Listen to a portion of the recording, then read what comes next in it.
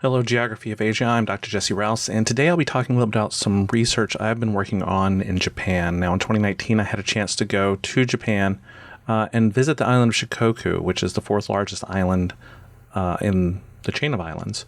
Here, though, we're looking at the trip from Narita Airport into Tokyo, heading into one of the largest cities in the world from one of the busiest airports in the world. We're seeing that there's a lot of rural areas. A lot of times whenever we think of Japan, we think of the megalopolis that exists between Tokyo and Osaka. But there's a lot of other areas, a lot of other activities that go on this island nation. So as we begin to look at the idea of, religion within the context of this island chain, we of course can look back to the main religions from the original animistic religions into Shintoism when you begin to get the influence of Buddhism. And for us, with our field research, we were looking specifically at Shingon Buddhism, esoteric Buddhism, that was brought over from the mainland, from China, by Kukai, later known as Kobodaishi, in about 1,200 years ago. Now, this pilgrimage goes around the island through 88 temples, and here we're moving up and walking from the train station to the first temple. Now, there's many ways you can do the pilgrimage. There's, of course, walking, which many pilgrims do, but really more pilgrims nowadays drive between temples, ride bikes, even do tour buses between temples. And so it's a variation between, kind of this historic idea of being meditative and being part of the practice of those people who do walk between temples, or just kind of getting it done and being part of the tourist idea of religion for those people who take the bus or drive between temples. Now, it doesn't mean that one way is better than the other. It's just there's different experiences to be had. Now, of course, the modern experience of the landscape and, of course, those areas around the temple are very different than they would have been 1,200 years ago whenever the pilgrimage originally started. But even today, there's this connection of sacredness to the landscape that is part of the pilgrimage. Here we can see that even whenever we're in neighborhoods, there's sometimes this separation between the pilgrimage trail and the neighborhoods, though oftentimes you are walking along streets. Here we can see not only are we walking through a sacred portion of the pilgrimage trail, but also right by a cemetery. As we're walking through here, people have their own local shrines down below us and different aspects. Now, this landscape of pilgrimage is one that, again, goes back 1,200 years and has changed in various ways over that time.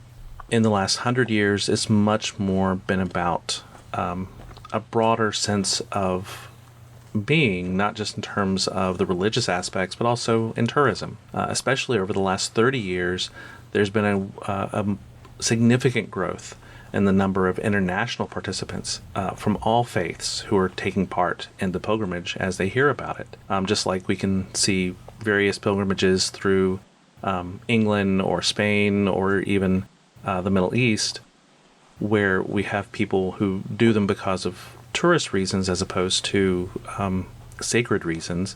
We have the same type of thing going on here. As we continue through this landscape, one of the interesting things about this Buddhist pilgrimage is how much it's connected to the stories and life of Kukai, who was a very important, not only Buddhist priest, but politician essentially within Japan in his era. As we come out of this portion of trail, we're actually heading up towards another cemetery over on our right, and a small temple. We pass a small shrine back there. And at this household, we're actually going to be given a small gift. So a setai, these small gifts are things given by the local community to the pilgrims to recognize their connection to Kukai, Kobodaishi, as part of this trail. Here we're getting a little bit of beverage to help us as we're going on, giving us a place to stay for a little while. But these can go all the way out to being, much larger gifts of money, food, places to stay.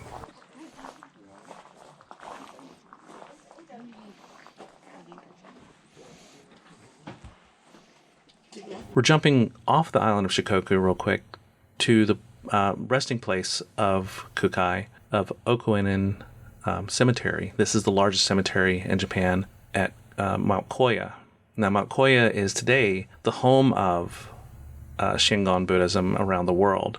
This is basically the place where Kukai decided to bring his ideologies before he passed. So there's a couple of temples that are off the island that are associated with the pilgrimage because of Kukai's activities at those locations. Now, there's a lot of activities that are part of the actual process of the pilgrimage. There's, of course, cleansing yourself as you walk into the temple grounds.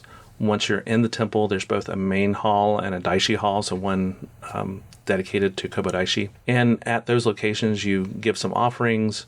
You leave behind osamafuda, which are slips of paper that say, that you were there. This used to be, in the old days, pilgrims would actually write their names on the buildings.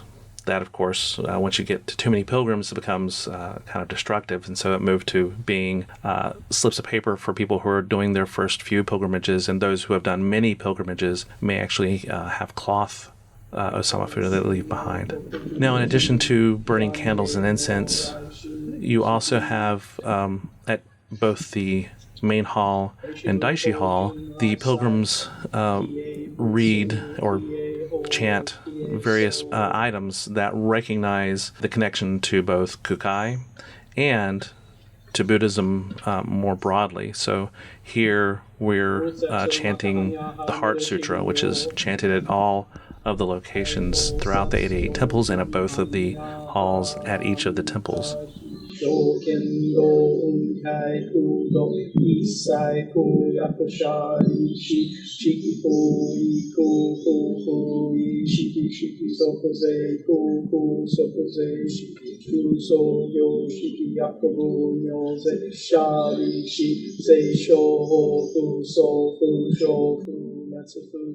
Now, for me, the work I'm working towards is to look at the ability of modern pilgrims to interact with the landscape, and our long-term goal with my collaborators is to then take that information and others from our Buddhist scholar and our other geographer to create a virtual world where people can visit the temples, can see what it's like to move between temples as part of the Buddhist landscape and, of course, the secular landscape that holds that sacred landscape.